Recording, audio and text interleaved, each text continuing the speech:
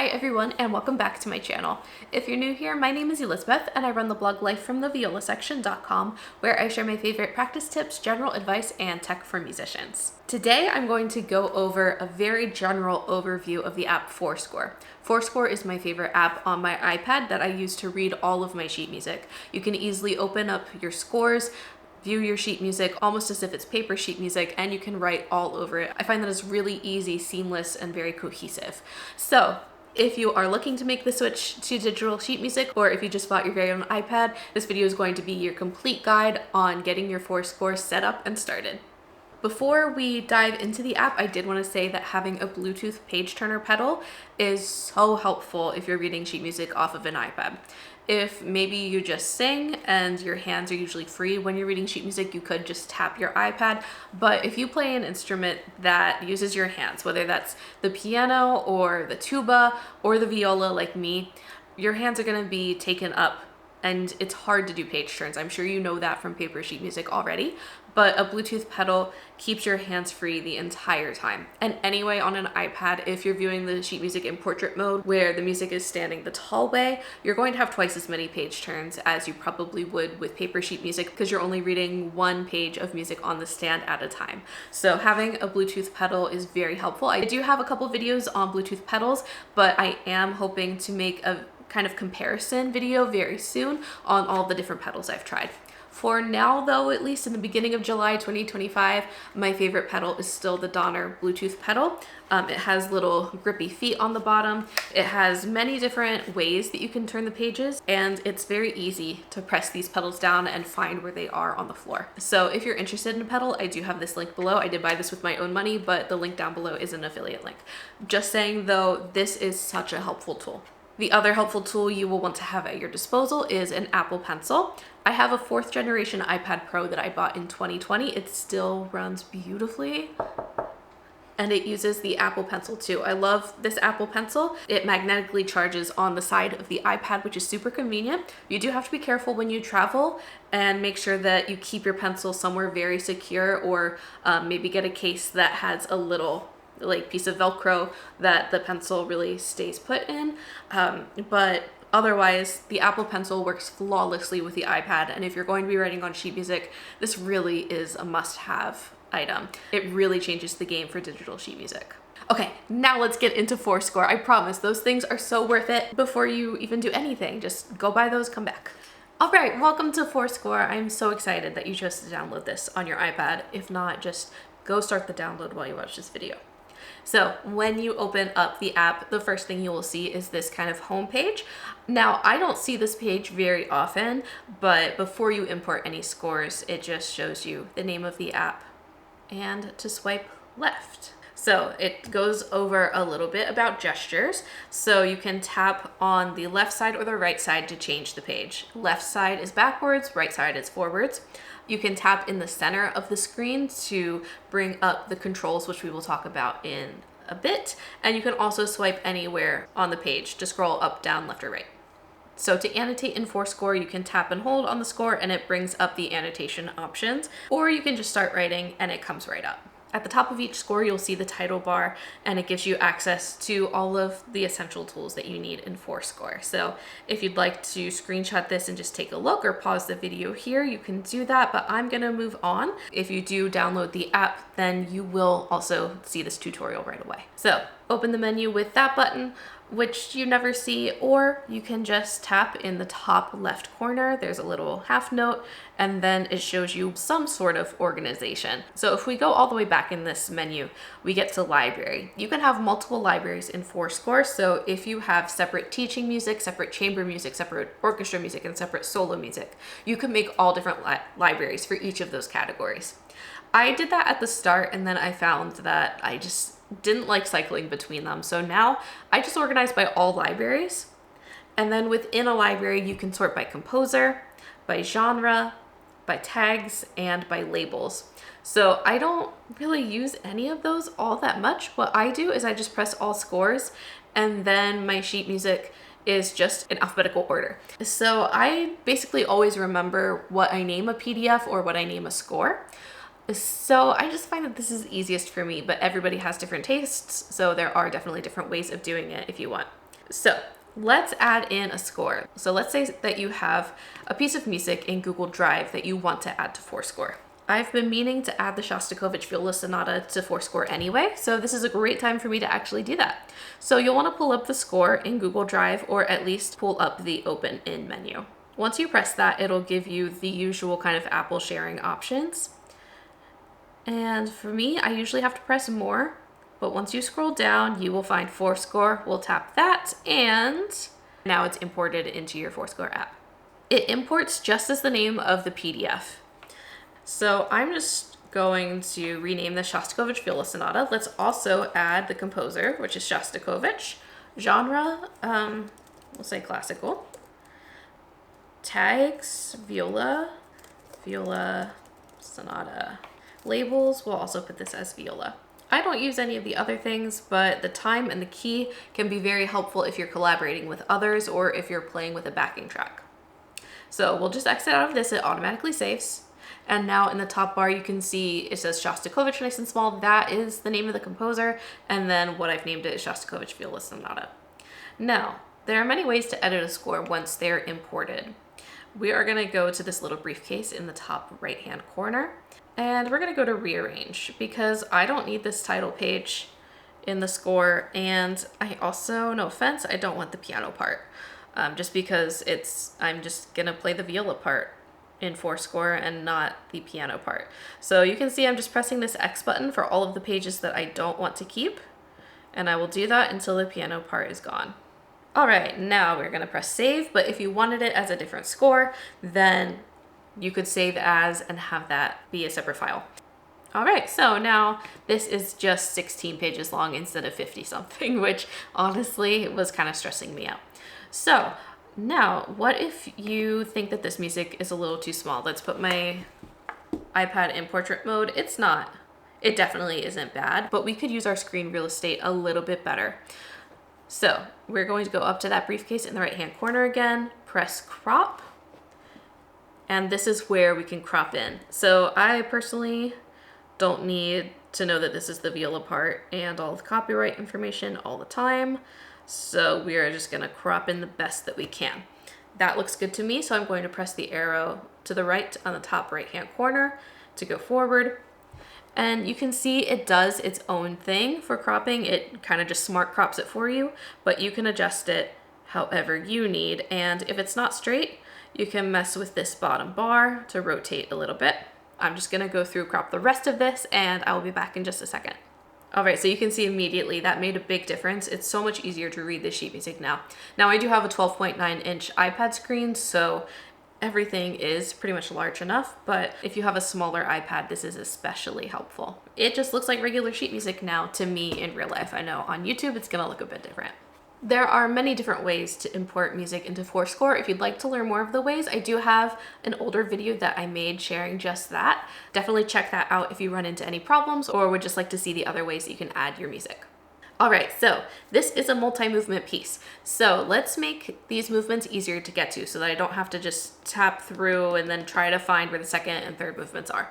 So what we will do is go to this little book icon in the top left. It's called Bookmarks. Then go to the plus and we'll type in a title. I think I'll label them that way. Hopefully it's not too long to see in my library. So now we're gonna go ahead and find movement 2. We're gonna do the same thing. Go up to that book icon, then to the plus button, and we'll name this movement 2. We also need to select all of the pages that we want to be included in this bookmark, so it's pages 6 to 12. Now we'll find where movement 3 starts and do the same thing there.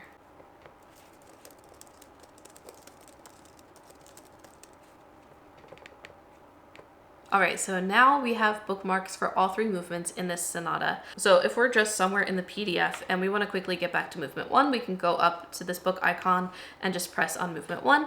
It takes us right back to the front page again. They will also look like different scores within your library. So we now have Shostakovich Viola Sonata, and then movement 1, movement 2, and movement 3. I wish that there was kind of a hierarchy to these or the ability to hide those, but unfortunately I haven't been able to find anything like that. So you can either go to the whole thing or you can just navigate directly to the second movement from the library. It's especially helpful if you're just working on one movement at a time, then you can just more easily find that within the larger PDF. Okay, so as a musician, you probably want to mark up your sheet music, right? I always like to say that music is an open note test. Write down whatever is helpful for you, and it's your music. No one else should really judge you for it. Now, like I said earlier, you can just start writing on the screen and it will start annotating. But if you don't want to do that, instead you can tap in the center, towards the center of the score, and then you'll go up to this little squiggly line, and this brings up your annotation tools. You can move the annotation bar wherever you want using the little hamburger menu in the top right corner. So from left to right, we have stamps and symbols. So these are very professional looking symbols that you can add to your music if you don't want to handwrite everything. So if you want to add a dynamic, or if you're even just composing in this app, like if you imported blank staff paper and started writing, you could make something look sort of professional this way. And they give you lots of options for free, but there are quite a few stamps behind a paywall, which is Forscore Pro. There's a monthly subscription, or I believe you can pay all at once. Then we also have shapes. I use one that I created, which is just a white rectangle, and I use this to erase large chunks of music at a time. It's like using whiteout on top of the page. But they also have some crescendos, decrescendos. You can even make a staff. I've used this to extend a staff before too. If I have a scan where like the end of the music got cut off, I will use this there. And even some arrows and things. You can also change the color that you're using for these stamps to be something different, so it does not have to be black all the time. Let's get an arrow, and we're pointing to that A, so that can really draw your attention to something. Next up are our different pen, highlighter, etc. options. So they have a couple that they give you just to start out with, but you can change, edit, delete, whatever you would like here. So I use just a sort of thin black line most of the time. If I want something to draw my attention more, I'll use this thicker red line, or maybe a thin red line. I also like to use this purple highlighter with my students because I can show something in the music, or I can kind of highlight something, but they will definitely still see everything behind the highlighter. So if you'd like to make your own pencil, eraser, pen, etc., just press this plus button, and then it will give you options for a brush style. So you can make it very thick or very thin. You can change the color however you'd like, or even match it to something on the page. Then this is the opacity. So if you'd like a real pen, you make it 100%, or if you'd like it more like a highlighter, you choose whatever percentage you want. You can also change the hue a little bit like this. I've never really found this to be helpful, but have fun with it if you want. Then you can also change the saturation, brightness, transparency of the color, or you can duplicate those settings again. So that's how I've created brushes for myself in the past. Then moving over to the right side of the annotation tools, we have a ruler. So if you need to draw a ledger line or something, you just rest your pen against that and then press the button again, you take it away, and then you could add like the rest of the note. Sorry, that looks awful, but you get the idea. And then we have a select tool. I find that this doesn't work as amazingly as I would love it to, but you can basically just move your annotations around. So if you accidentally wrote a flat in front of the wrong note and you don't feel like writing it again, you can select it and drag it to wherever you would like it to be.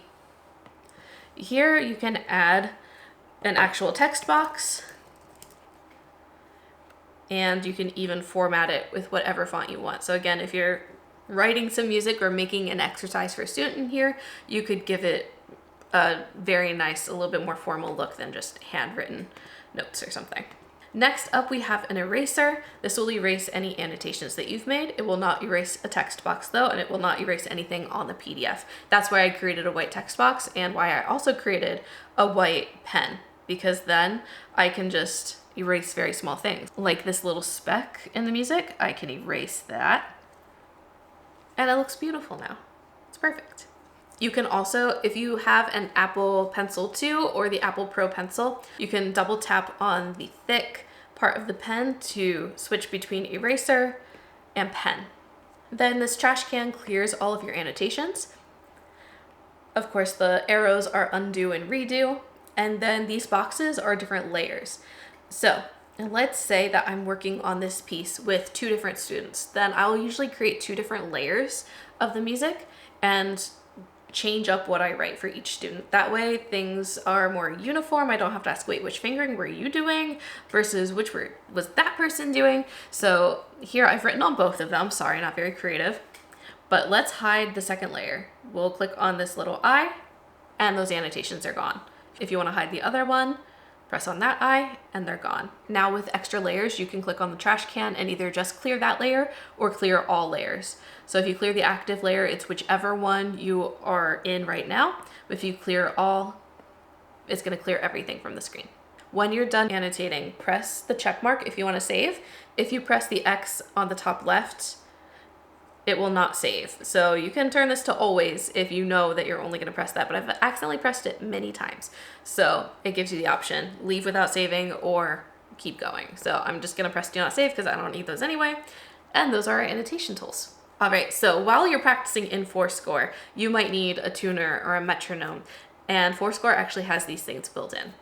Just to warn you, these are not my favorite iterations of a tuner and a metronome. My favorite would be Tonal Energy. I really love that app. I use it basically every day that I teach and play. But Forscore does have a tuner, metronome, and they get the job done. So you'll tap towards the middle of your score to bring up the top bar. Then we'll click on whatever icon is not the very most right, but the one right next to it. For me, it looks like a metronome. But if you switch between the different tools here, it will turn into a different symbol. So that's why I wasn't super descriptive. So first up, we have a metronome. You can use the wheel to make it faster. It only goes up to 208, goes all the way down to 28. So, if you need anything faster or slower than that, I have needed faster, but it's just a general metronome, so it gets you started. You can also tap to find the speed of a beat if you are not sure of a full number. Then, if you want to hear it, go down to the bottom and press audible. Now it plays out loud. You can make it just visual too, especially like if you're just performing and want to stay really steady. This just pulses the outside of the score.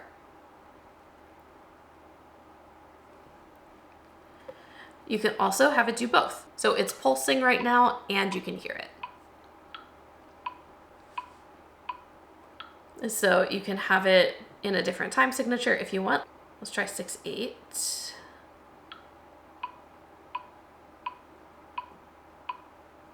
So this is doing all 6 and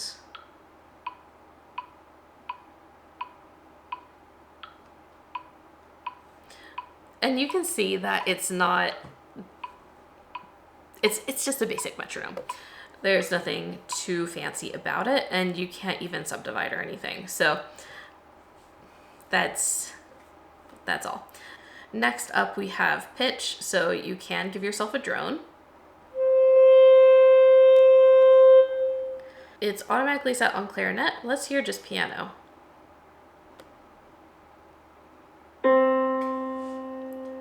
This is automatically set so that it fades away. So if you'd like it to hold the drone, go to the settings wheel and then switch to kind of the continuous loop, but additional files are required. Let's try that now.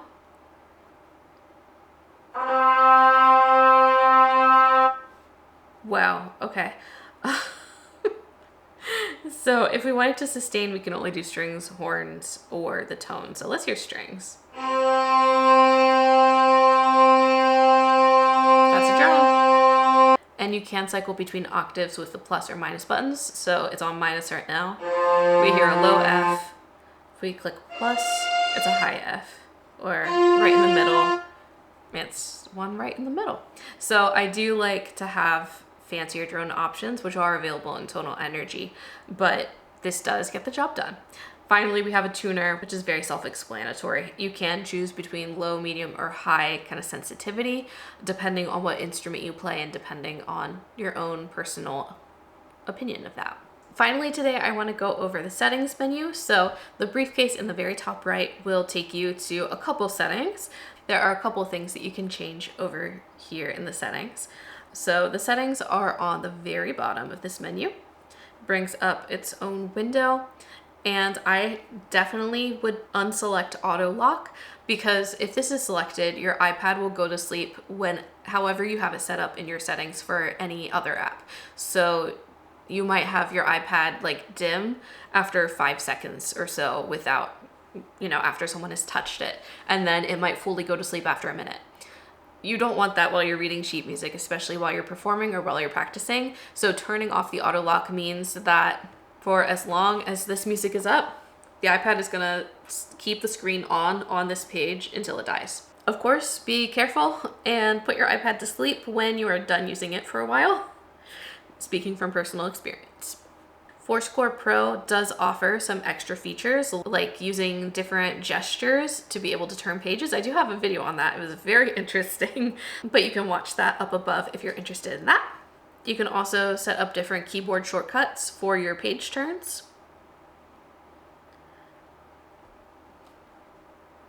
And you can play around with different page transitions. I like it to just be nothing, just get there as soon as I can. But there are some different kind of animations they can do between pages. And you can change some of the back-end organization as well. All right, that is your basic beginner's guide to Forscore. If you have any questions now that you've set it up, please let me know down below. Every Friday this summer, I am posting new reels over on Instagram and here on YouTube Shorts called Forscore Friday, where I answer your questions about this app. So if you have a question that I think would lend itself nicely to a visual answer, then I will put it on my list of Friday videos. I will also answer your question in a comment, though, the best that I can. This app has been so helpful just as a performer, whether I'm learning music for fun or out gigging. It's been so helpful as a teacher, both to keep track of my students' music and to even use as a whiteboard or to send them some ideas. It is just my favorite app on my iPad, and really the whole reason why I bought an iPad. I feel like it works flawlessly, and I wish there was an option this nice for things that are not iPad, like Windows, Android, all of those other things. So I hope you found this video helpful. If you did, please consider subscribing. I post new videos every Sunday at noon Eastern time. Thank you for watching.